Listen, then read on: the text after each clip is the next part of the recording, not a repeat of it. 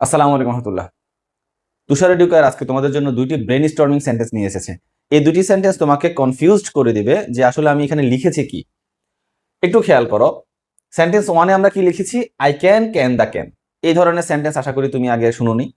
এখন এই সেন্টেন্সগুলোকে আমাকে যদি শনাক্ত করতে দেয় পার্টস অফ স্পিচ, যে কোনটা কোন পার্টস অফ স্পিচ, সেক্ষেত্রে আমরা কনফিউজড হয়ে যাওয়াই স্বাভাবিক। কিন্তু আমি তোমাকে দেখিয়ে দিচ্ছি যে সহজে তুমি কিভাবে কোনো পার্টস অফ স্পিচ চিনতে পারে। তুমি যদি অর্থ নাও জানো, সেক্ষেত্রে কিছু নিয়ম আছে, এগুলো যদি তুমি বুঝতে পারো তাহলে তুমি সহজেই কোন একটা সেন্টেন্সে কোন শব্দটা কোন পার্টস অফ স্পিচ সেটা তুমি বের করতে পারবে। তো একটু খেয়াল করো, প্রথম যে সেন্টেন্সটা লিখেছি আই ক্যান দ্য ক্যান, এই ক্ষেত্রে আমরা শেষটা থেকে শুরু করি। শেষটা থেকে শুরু করব কেন খেয়াল করো, কারণ এখানে আমাদের আর্টিকেল রয়েছে। আর্টিকেল এটা একটা ডিটারমিনার। ডিটারমিনারের পরে আমরা জানি যে নাউন থাকে, ডিটারমিনারের পরে নাউন থাকে। তাহলে সেক্ষেত্রে দার পরে যে ক্যানটা রয়েছে, তাহলে এই ক্যানটা হচ্ছে আমার নাউন। এখন তুমি ক্যানের অর্থ মনে করো বুঝতে পারছো না বা তুমি জানো না, জানার দরকার নেই। এই নিয়মটা খেয়াল রাখো যে ডিটারমিনারের পর নাউন থাকে। আচ্ছা, এরপরে আমরা এখানে দুইটি ক্যান একসাথে রয়েছে, কিভাবে এটা কোনটা কি অবস্থায় আছে সেটা কিভাবে বুঝবো? আমরা তো জানি যে সেন্টেন্সে অক্সিলিয়ারি ভার্ব আগে থাকে, তারপরে থাকে হচ্ছে মেইন ভার্ব। আর ক্যানকে আমরা মোডাল ভার্ব হিসেবে চিনি। তাহলে এই দুটো ক্যানের মধ্যে প্রথম যে ক্যানটা আছে, তাহলে সেটা অবশ্যই আমার মোডাল ভার্ব।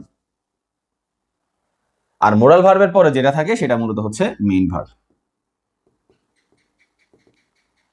তাহলে আমার প্রথম যে ক্যানটা সেটা হচ্ছে আমার মোডাল ভার্ব, দ্বিতীয় যে ক্যান রয়েছে সেটা হচ্ছে আমার মূল ভার্ব, আর তারপরে যে ক্যান রয়েছে সেটা হচ্ছে আমার নাউন।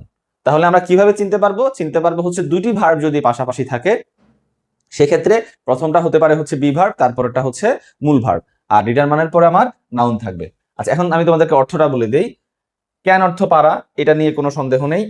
ক্যান অর্থ হচ্ছে ভর্তি করা, তার মানে আমি ভর্তি করতে পারি, আমি ভরতে পারি দ্য ক্যান। তাহলে আমরা ক্যান বলতে যে কোনো কৌটা বুঝাই, তার মানে এখানে বোঝাচ্ছে যে আমি কৌটাটি পূর্ণ করতে পারি বা আমি কৌটাটি ভরতে পারি।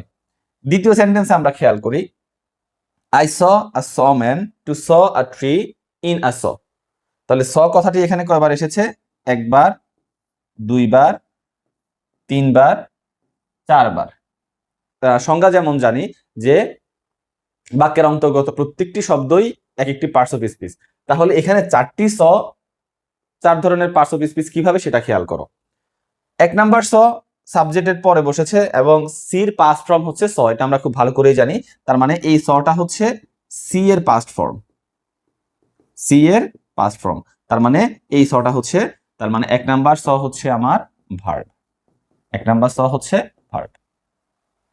আ স ম্যান, এই রুলসটা যদি আমরা আবার এখানে অ্যাপ্লাই করি যে আর্টিকেলের পরে আমার নাউন বসে অথবা নাউন অ্যাডজেক্টিভ বসে, তাহলে এখানে এটা থাকার কারণে দুই নাম্বার যে স আছে স ম্যান, এটা আমাদের নাউন বা নাউন অ্যাডজেক্টিভ।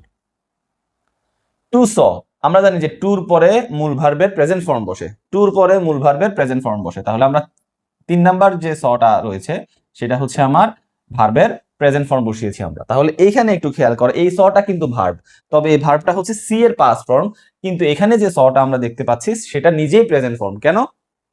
টুর পরে বসেছে। তাহলে এই রুলস গুলো আমরা খেয়াল করবো যে টুর পরে ভার্বের প্রেজেন্ট ফর্ম বসে, তারপরে হচ্ছে ডিটারমিনার বা আর্টিকেল এ এন দির পরে হচ্ছে নাউন বসে। চার নাম্বার যে স রয়েছে খেয়াল করো, এই সটা হচ্ছে আমার, যেহেতু আমার আর্টিকেলের পরে রয়েছে, তার মানে এটাও একটা নাউন। তাহলে চার ধরনের স আমরা পেয়ে গেছি। এখন আমি এটার অর্থ তোমাদেরকে বলে দেই। I saw a saw man, আমি দেখেছিলাম একজন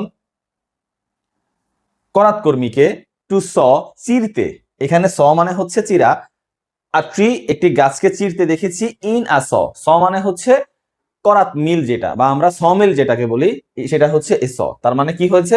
আমি দেখেছিলাম একজন করাত কর্মীকে, টু স আ ট্রি একটা গাছ চিরতে, ইন আ স একটা করাত কলে। তাহলে অর্থ অনুযায়ী আমরা এখন বুঝতে পেরেছি। আর এভাবে যদি আমাকে শনাক্ত করতে বলে, তাহলে আমরা দেখব যে আমার কোনো একটা শব্দ কোন অবস্থানে রয়েছে, তাহলে শব্দের অবস্থান দেখে আমরা পার্টস অফ স্পিচ শনাক্ত করতে পারবো। আশা করি পুরো ক্লাসটি তোমাদের জন্য যথেষ্ট উপকারী হয়েছে। এরকম আরো ভিন্ন ভিন্ন অনেক জিনিস তোমাদের সামনে উপস্থাপন করবো ইনশাল্লাহ। আসসালামু আলাইকুম রহমতুল্লাহ।